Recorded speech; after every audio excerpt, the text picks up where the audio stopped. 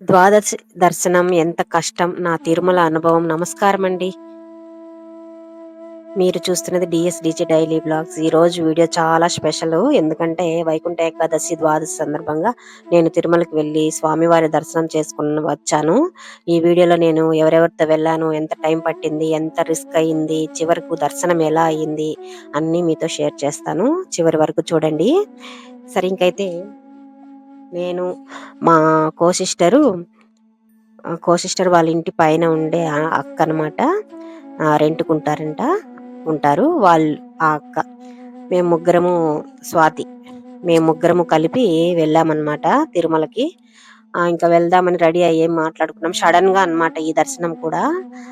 లోకల్లో ఉండే వాళ్ళకి ఆధార్ తీసుకొని పోతే దర్శనం అయితే జరుగుతుంది. ద్వాదశి వైకుంఠ ఏకాదశి రోజు, మరుసటి రోజు. సరే, ఇంకా వెళ్దామని చెప్పి సడన్ గా అనుకోవటం అనమాట ఇది కూడా. అనుకొని బయలుదేరాము. ఇంకా అయితే బస్సులు అయితే లేవు, వస్తున్నాయి పోతున్నాయి కానీ కొంచెం జనమే ఉన్నారు. సరే, ఇంకా అయితే కారు వెళ్తూ ఉంటే ఎక్కండి అమ్మా అనేసి అన్నారు. సరే అని చెప్పి ఎక్కేసాం కారు అయితే, వేరే కారు. సరే, ఇంకా అక్కడి నుంచి అయితే బయలుదేరామన్నమాట. పైకి అయితే చేరుకున్నాము. ఇక డ్రైవర్ కి అయితే ఆ కార్ అతనికి ముగ్గురిది కలిపి 400 అయ్యిందనమాట టికెట్ అయితే.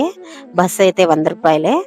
సరే, ఇంకా మనకు ఇంకా వెళ్ళాలి కాబట్టి ఏది అనుకూలంగా ఉంటే అట్లా వెళ్ళిపోతున్నాం అనమాట. సరే, ఇంకా పొద్దే ఇంకా విఐపి ఎవరో వచ్చారంట, రష్యా విఐపి అని ఏదో చెప్పారు, మనకు అంతగా తెలీదు. ఇంకా అక్కడికైతే ఆపేసి ఉండారనమాట కార్లంతా కూడా. వాళ్ళు వెళ్ళిన తర్వాత అక్కడ బ్లాక్ కార్ లో వెళ్తున్నారనమాట. మనకు కనబడలేదు, కాకపోతే బ్లాక్ కార్ ఒకటి వెళ్ళింది ముందు, ఆ కార్ లో అనమాట. సరే, ఇంకా వాళ్ళందరినీ వెళ్ళినాక మమ్మల్ని అయితే పంపించారనమాట. వెళ్తున్నాము, ఇక్కడే చూడండి. ఇంకా ఆ విధంగా ఇంకా ఫ్రీ దర్శనాలకని తనిగా ఒక చోటు ఉందండి.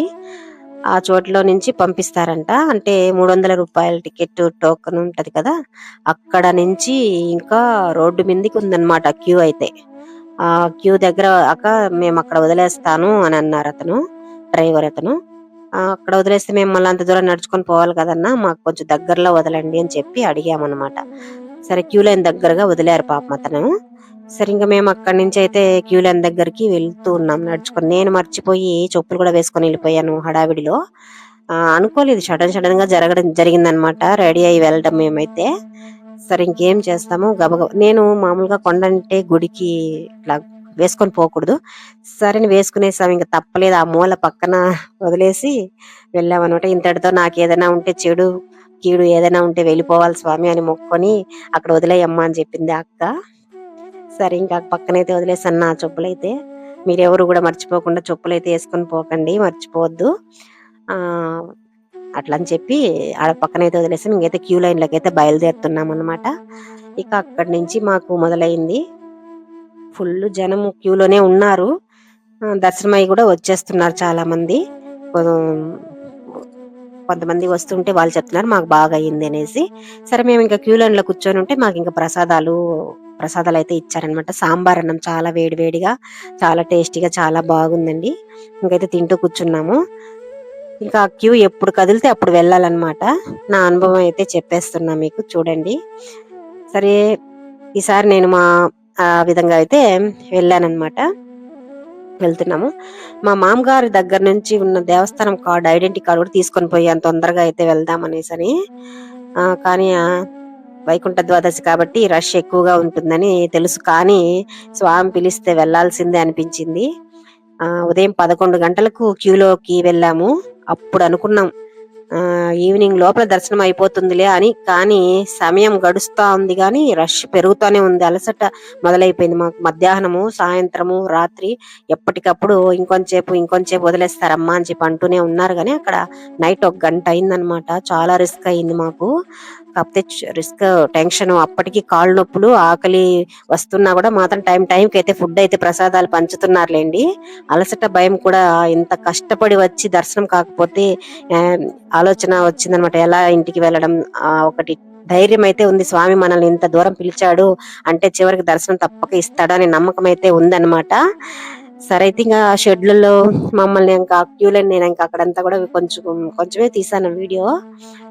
వీలైనంత వరకు చూడండి షెడ్లలో అయితే కూర్చునేసి ఉన్నాము, కూర్చోబెట్టేశారు అందరినీ. అంటే మా మామగారు కార్డు చూపించుంటే అక్కడ ఒకరు చెప్పారు, అక్కడ ముందర దగ్గర చూపించుంటే మీకు 1 గంట 2 గంటల ముందే అయిపోయిండు కదమ్మా అనేసని. కానీ అంత ఆలోచనే రాలేదు మాకు. అట్లంతా పంపరని కొంతమంది, సరే అని చెప్పి ఇంకా పంపర్లే వాళ్ళని అడిగేది అని చెప్పనేసి మేము అట్లా అనుకుంటూ వచ్చేసామన్నమాట. 2-3 లైన్ దాటుకొని వచ్చేసాము, క్యూ లైన్లు దాటుకొని. ఇంకా పక్కంతా షెడ్ లో అయితే వేసేసారు మమ్మల్ని. ఈ విధంగా అయితే కూర్చున్నాం. మాకైతే భయం వేసిపోయింది అనమాట. మేము ఇంకా బయలుదేరి వెళ్ళిపోదాము, గేట్ పక్కన తీయమని చెప్పి. పిల్లలు మరుసటి రోజు స్కూల్కి వెళ్ళాలి, వాళ్ళకి లంచ్ క్యారీలు అవి కట్టాలి, ఎక్కడ మరుసటి రోజు అయిపోతే కష్టమైపోతుంది అని చెప్పి అనుకొని మేము మాట్లాడుకుంటూ ఉన్నాము. ఆ పక్కన అక్కకైతే ఇంకా కాళ్ళు నొప్పులు అవి వచ్చేసాయి అనమాట, ఫస్ట్ టైం రావడము. సరే ఇంకెట్లో వచ్చేసాం, ఆ దేవుడి దయ ఎలా అవుతుందో అలా అవని అని చెప్పనేసి అయితే మొత్తానికి మేమైతే ఇంకా కూర్చునేసాం గమ్మన. ప్రసాదాలు, ఉప్మా అంట, ఇంకా పాలు, వేడి పాలు ఇట్లా అవి ఇస్తూ ఉన్నారు. కానీ ఏం తిన్నా కూడా ఇంటికి తొందరగా వెళ్ళాలా, ఇంకా దర్శనం అయితే అవ్వాలనే ఆశ అయితే ఉంది మాకు. ఇంకా మొత్తానికైతే వేరే వాళ్ళని అడిగి ఇంకా ముందర షెడ్ లోకి అయితే, క్యూ లైన్ లోకి అయితే మేము వేసుకున్నాం అనమాట. అడిగి వెళ్ళిపోయాము. మేము 6లో ఉన్నాము, 6లో నుంచి మళ్ళా 31కి వెళ్ళామన్నమాట. అందరూ వెళ్తుంటే అక్కడి నుంచి పంపించారు మమ్మల్ని.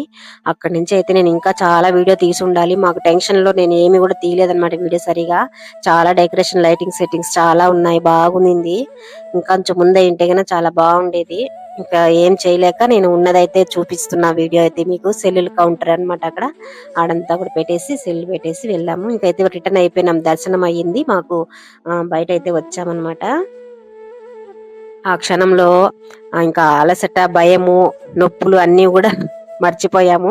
స్వామివారి ముఖం చూస్తుంటే మనసంతా ఒక ప్రశాంతత అయ్యిందనమాట. వైకుంఠ ద్వాదశి రోజు దర్శనం దొరకడం అంటే నిజంగా ఒక గొప్ప ఆశీర్వాదం. ఆ రోజు నాకు బలంగా కష్టం ఎంతైనా దర్శనం అయితే అది వర్ణించలేనిది. ఈ దర్శనం నాకు నేర్పించింది ఏంటంటే, స్వామి దగ్గర షార్ట్ కట్లు పనిచేయవు, సహనం ఉంటేనే ఆశీర్వాదం దొరుకుతుందని. ఐడి కార్డు ఉన్నా రిస్క్ తప్పలేదు, కానీ నమ్మకం ఉంటే దర్శనం ఖాయము. ఇక వైకుంఠ ద్వాదశి రోజున తిరుమలకి వెళ్ళి దర్శనం చేసుకోవడం నా జీవితంలో ఒక మర్చిపోలేని అనుభవము. ఈ వీడియో మీకు నచ్చితే లైక్ చేయండి, మీ తిరుమల అనుభవాన్ని కామెంట్ చేయండి. డిఎస్డిజే డైలీ వ్లాగ్ ని సబ్స్క్రైబ్ చేయండి. స్వామివారి ఆశీర్వాదాలు మీ అందరికీ ఉండాలని కోరుకుంటూ మళ్ళీ ఇంకో వీడియోలో కలుద్దాం.